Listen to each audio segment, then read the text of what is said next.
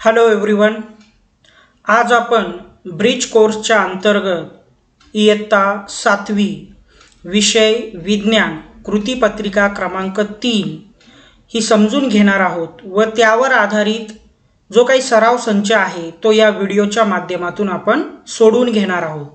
मग कृतीपत्रिका क्रमांक 3 यामध्ये आपल्याला नेमकं काय समजून घ्यायचं आहे, तर वनस्पतीची रचना किंवा वनस्पतीचे जे अवयव आहेत ते किंवा वनस्पतीचे वर्गीकरण याविषयी आपण थोडक्यात माहिती घेणार आहोत.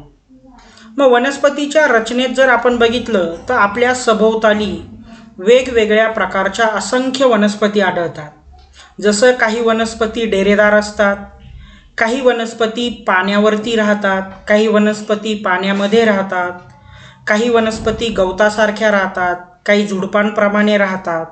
बरोबर आहे. अशा असंख्य वनस्पती बघायला मिळतात. वाळवंटामध्ये सुद्धा वनस्पती बघायला मिळत असतात. त्याचबरोबर जर काही वनस्पती आपण बघितल्या तर त्या स्वयंपोषी असतात, म्हणजे स्वतःचे अन्न स्वतः तयार करतात. परंतु त्याचबरोबर काही वनस्पती अशा आहेत की ज्या अन्नासाठी इतर वनस्पतींचा उपयोग करत असतात. मग ही थोडक्यात वनस्पतींविषयीची माहिती किंवा झाडांविषयीची माहिती आपल्याला लक्षात ठेवायची. आता वनस्पतीची जी रचना आहे मग सर्वसाधारणपणे 2 भागांमध्ये असते. जमिनीच्या वर असणारा खोडाचा भाग आणि जमिनीच्या खाली असणारा मुळांचा भाग, ही झाली वनस्पतीची रचना. मग आता एक एक जो अवयव आहे वनस्पतींचा तो आपण या ठिकाणी बघणार आहोत. जसं सर्वांनाच माहिती आहे की मूळ, खोड, पान, फूल, फळ हे वनस्पतींचे अवयव आहेत. मग आता फुलांविषयी जास्त मला सांगण्याची आवश्यकता नाही. सर्वांनाच माहिती आहे की वेगवेगळ्या रंगाची फुलं असतात, त्यांना वेगवेगळा आकार असतो, वेगवेगळा सुगंध असतो. म्हणजे फूल आहे ते त्या आखूड देठाला जोडलेले असते. मग ही सर्वसाधारण माहिती फुलांची आपल्याला आहेच. त्याचबरोबर फुलाचं नंतरून फळामध्ये रूपांतर सुद्धा होत असतं. ही सर्वसाधारण माहिती लक्षात ठेवायची. त्यानंतर पुढचा जो अवयव आहे तो म्हणजे पान. मग पान साधारणपणे पसरट असतं. अन्न निर्मितीमध्ये त्याची महत्त्वाची भूमिका असते. मुख्यतः पानाचे 2 प्रकार पडतात, एक साधं पान आणि एक संयुक्त पान. साध्या पानामध्ये काय असतं, एकच शीर असते आणि त्याचबरोबर त्या पानाचे 2 भाग झालेले असतात, ते साधं पान. मग पिंपळाचं असेल, वडाचं असेल, हे साधं पान झालं. परंतु दुसरा जो प्रकार आहे पानांचा तो म्हणजे संयुक्त पान. या संयुक्त पानामध्ये काय होतं की शीर तर एकच असते, परंतु जी पानांचे भाग आहेत ते खूप जास्त प्रमाणामध्ये झालेले असतात. उदाहरणार्थ गुलाबाचं किंवा चिंचेचं पान बघा की एकच शीर असते, परंतु जे उपपर्ण म्हणजे उपपानं जी असतात ती त्या एका शिरेभोवती असंख्य उपपानं बघायला मिळतात. मग त्याला आपण संयुक्त पान म्हणत असतो. मग हे पानांचं महत्त्व लक्षात ठेवायचं आहे. पुढचा जो अवयव आहे ते म्हणजे खोड. आता वनस्पतीची उंची व आकार खोडावर अवलंबून असते. खोड हे अन्न निर्मिती तसेच अन्नाचे वहन किंवा अन्नाचा साठा करण्यासाठी महत्त्वाचं असतं. त्याचबरोबर वनस्पतीला आधार देण्याचं कामसुद्धा खोड हे करत असतं, हे आपल्याला लक्षात ठेवायचं आहे. त्यानंतर पुढचा अवयव आहे फळ. बघा, फळं ही वेगवेगळ्या आकाराची असतात, वेगवेगळ्या रंगाची असतात, वेगवेगळ्या चवीची असतात. त्याचबरोबर एक बीज किंवा अनेक बीजांचे फळं आपल्याला बघायला मिळत असतात. त्यांची नावंही तुम्हाला माहिती आहेत. पुढचा जो अवयव आहे ते म्हणजे मूळ. अतिशय महत्त्वाचा अवयव की मूळ हे त्या झाडाला महत्त्वाचं म्हणजे आधार देण्याचं काम करतं, भक्कमपणे उभं ठेवू शकतं. त्याचबरोबर जी माती असते त्या मातीला घट्ट धरून ठेवण्याचं काम करत असतं. आणि जमिनीतील जे पाणी आहे किंवा जे पोषक तत्व आहे ते वाहून नेण्याचं काम मुळंही करत असतात. मग ही सर्वसाधारण मुळांचे कार्य तुम्हाला लक्षात ठेवायचे की पाणी वाहून नेणं, जमिनीचं माती धरून ठेवणं, त्या वनस्पतीला आधार देणं, त्याचबरोबर जे जमिनीमध्ये उपयुक्त पोषक घटक आहे ते त्या वनस्पतीपर्यंत वाहून नेणं, हे मुळांचं कार्य आहे. मग मुळांचे पण 2 प्रकार पडतात, एक म्हणजे सोटमूळ आणि दुसरं म्हणजे तंतुमय मूळ. मग आता सोटमूळ हे साधारणपणे जे मोठी झाडं असतात, भक्कम असतात, त्यामध्ये बघायला मिळतात. आणि जी तंतुमय मुळं असतात ती मात्र अतिशय नाजूक, लवचिक आणि मऊ असतात. जी छोटी रोपं असतात आपण असं म्हणूया की 1 वर्षांसाठी जी रोपं वाढवली जातात त्यामध्ये आपल्याला साधारणतः तंतुमय मुळं बघायला मिळत असतात. जसं कांदा आहे, कांद्यामध्ये आपल्याला तंतुमय मूळ बघायला मिळतं. त्यानंतर पुढे बघा वनस्पतींचे वर्गीकरण. आता वनस्पतींचे वर्गीकरण का गरजेचं आहे? बघा कोणतीही वनस्पती ओळखण्यासाठी तिच्यामध्ये असलेले जे विशिष्ट घटक आहेत किंवा गुण आहेत ते आपल्याला माहिती पाहिजे आणि हे आपल्याला वर्गीकरणाच्या माध्यमातून लक्षात येत असतात. मग कॅरोलस लिनियस या शास्त्रज्ञाने सर्वात प्रथम वनस्पतींचे शास्त्रीय वर्गीकरण केले होते. बघा वर्गीकरणामध्ये जो काही महत्त्वाचा भाग जो आहे तो म्हणजे वनस्पती ओळखू यावी यासाठी वर्गीकरण केले जाते आणि कॅरोलस लिनियस या शास्त्रज्ञाने तेच या पद्धतीमध्ये करून दाखवलेलं आहे.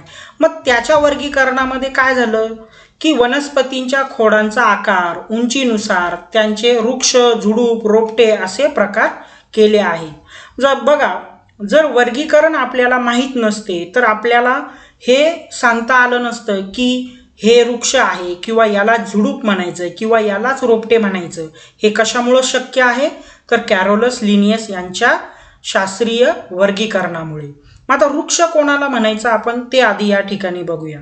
बघा काही वनस्पती खूप उंच वाढतात, त्यांचे खोड टणक व मजबूत असते, त्यांना जमिनीपासून काही उंचीवर फांद्या फुटतात, अनेक वर्ष फुलं फळं येतात, अशाच वनस्पतीला आपल्याला वृक्ष म्हणायचंय. समजतंय? मग आंबा झालं किंवा अजून तुम्ही बघितलं चिकू झालं, जांभूळ झाले, हे सगळे काय आहेत? उंच वाढणारे आहेत, त्यांचं खोड टणक आहे, मजबूत आहे आणि जमिनीपासून खूप उंचावरती त्यांना फांद्या फुटतात आणि हे अनेक वर्ष फूल आणि फळ देतात. मग अशाच वनस्पतींना आपण वृक्ष म्हणत असतो. वृक्ष हे उंच असतात, आकाराने मोठे आणि बहुवार्षिक. बहुवार्षिक म्हणजे काय? अनेक वर्ष जगत असतात. जसं इथे उदाहरण दिलंय आंबा, वड, लिंब इत्यादी. बरोबर? हे लक्षात ठेवायचं आपल्याला. त्यानंतर आता नेमकं झुडूप कोणाला म्हणायचं? बघा काही वनस्पती या जमिनीलगतच वाढतात, जमिनीलगतच त्यांना अनेक फांद्या फुटतात. वृक्षाच्या तुलनेत त्यांची उंची आकाराने थोडीशी कमी असते, मात्र खोड त्यांचं टणकच असतं. उंची साधारणतः 2 ते 3 मीटरपर्यंत वाढते. उदाहरणार्थ जास्वंद, गुलाब किंवा घाणेरी, कणेर इत्यादी हे जे झाडं आहेत किंवा हे जे वनस्पती आहेत या काय होतात? जमिनीलगतच वाढतात. 2-3 मीटरपर्यंत यांची उंची असते, आकाराने लहान असतात आणि एक गुच्छा तयार करतात जागीच. याला आपण झुडूप म्हणत असतो. त्यानंतर पुढचा जो प्रकार आहे रोपटे. बघा आता वृक्ष आणि झुडूप यांच्याही पेक्षा उंचीने कमी असतात, ती मात्र रोपटे असतात. साधारणतः 1 ते 1.5 मीटरपर्यंत उंची असते. यामध्ये रोपट्यांची खोडं ही वृक्ष व झुडपाच्या तुलनेत अतिशय लवचिक आणि नाजूक असतात. हे आपल्याला महत्त्वाचं यामध्ये लक्षात ठेवायचं आहे. आणि रोपटे जी असतात ती काही महिने ते 2 वर्ष जगत असतात. जसं गवत, शेवंती, मेथी, सदाफुली हे रोपट्याचं उदाहरण आहे. यांचा जे आयुष्य आहे ते काही महिने तर 2 वर्षापर्यंतचं असतं. खोड जे आहे ते मात्र अतिशय नाजूक आणि लवचिक असतं. त्यानंतर पुढचा जो प्रकार आहे तो म्हणजे वेल. वेलीचे खोड हे अतिशय लवचिक, मऊ व हिरवे असते. त्यामुळे आधाराच्या साहाय्याने त्यांची वाढ झपाट्याने होत असते आणि त्याच आधाराने इतर वनस्पतींचा आधार घेऊन ती जी वेली आहे ती वाढत असते आणि आपला उदरनिर्वाह पूर्ण करत असते. उदाहरणार्थ भोपळा असेल, द्राक्ष असतील किंवा काकडीचा वेल असेल, हे आपण बघितले असेल की ते आधाराने वाढतात आणि आपलं जीवन पूर्ण करत असतात. हे सुद्धा काही महिन्यांपुरते जगत असतात, हे आपल्याला लक्षात ठेवायचे. तर अशा प्रकारे वृक्ष कोणाला म्हणायचं, झुडूप कोणाला म्हणायचं किंवा रोपटे किंवा वेली कोणाला म्हणायचं हे या कृतीपत्रिकेमध्ये सर्वसाधारण आपण बघत आहोत. त्यानंतर आपण आत्तापर्यंत या कृतीपत्रिकेमध्ये वनस्पतीची रचना असेल, त्याचे जे अवयव असतील किंवा वर्गीकरण म्हणजे काय वनस्पतींचं हे या ठिकाणी कृतीपत्रिकेमध्ये अभ्यासलं आहे. आता या कृतीपत्रिकेवर आधारित जो काही सराव संच आहे तो आपण या ठिकाणी सोडवणार आहोत. तर चला बघूया सराव संच. प्रश्न पहिला या ठिकाणी दिलेला आहे की आमच्यात वेगळा कोण, त्याला गोल करायचा आहे तुम्हाला विद्यार्थ्यांना. अ आणि ब असे उदाहरणं दिलेले आहेत. मग बघा वड आहे, आंबा आहे, गुलाब आहे, चिंच आहे. मग याच्यामध्ये वेगळा कोण? तर यांच्यातील चौघांमध्ये वेगळा आहे गुलाब. कारण की गुलाब काय आहे? झुडूप आहे. मात्र वड, आंबा आणि चिंच हे वृक्ष आहेत. आत्ताच आपण बघितलं कृतीपत्रिकेमध्ये. त्यानंतर दुसरं ब मध्ये बघा, गाजर आहे, मुळा आहे, बीट आहे, नारळ आहे. जसं की आपण बघितलं की वनस्पतीचे दोन रचना येत असतात, एक जमिनीच्या वर आणि जमिनीच्या खाली.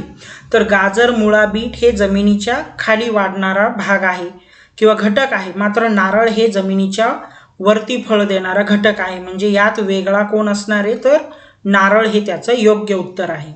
आता प्रश्न दुसरा बघूया. तुमच्या परिसरातील संयुक्त पान असणाऱ्या विविध वनस्पतींची नावे लिहा. आता मी 1-2 नावं या ठिकाणी सांगणार आहेत, परंतु त्याआधी आपण संयुक्त पानाविषयी माहिती बघितली की एकच शिर असते, परंतु त्या एका शिरेभोवती असंख्य छोटी छोटी पानं असतात.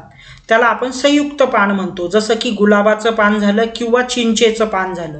हे संयुक्त पानांचं उदाहरण आहे किंवा ही त्या वनस्पतींची नावं आहेत. इतर नावं विद्यार्थ्यांनी लिहायची आहेत. प्रश्न तिसरा बघा की काकडीच्या वेलीला स्प्रिंग सारखे धागे असतात, त्याचा काय उपयोग होतो त्यांना? काकडीचा वेल जर तुम्ही बघितला असेल तर त्याला छोटे छोटे स्प्रिंग सारखे भाग आलेला असतो. तो स्प्रिंग सारखा भाग काय करत असतो? त्या काकडीला इतर कशाचा तरी आधार घेऊन वाढण्यासाठी मदत करत असतो. म्हणजेच थोडक्यात जो स्प्रिंग सारखा भाग आहे तो त्या काकडीला आधार देण्याचं काम करत असतो. हे आपल्याला लक्षात ठेवायचं आहे. पुढचा प्रश्न बघा, तुम्हाला माहीत असणारे वनस्पतींचे विविध उपयोग लिहा. बघा, वनस्पतींचे असंख्य उपयोग आहेत, ते आपल्याला या ठिकाणी लिहायचे आहेत. की जसं फर्निचरसाठी झाडाचा किंवा वनस्पतीचा उपयोग केला जातो. त्यानंतर अन्न म्हणून आपण वनस्पतींचा वापर करतो. औषध म्हणून सुद्धा वनस्पतींचा वापर करत असतो. किंवा ब्युटी पार्लर किंवा जे काही त्वचेशी रिलेटेड जे काही घटक आहेत त्यामध्ये सुद्धा वनस्पतींचा उपयोग केला जात असतो. मग हे सगळे वनस्पतींचे उपयोग आपल्याला माहिती पाहिजे.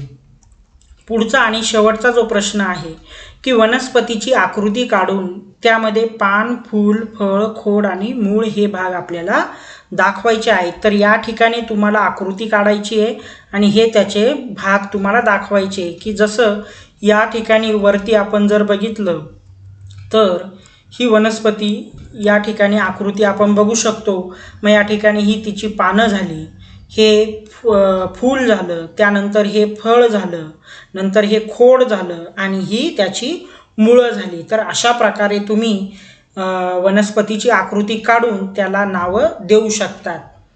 समजलं?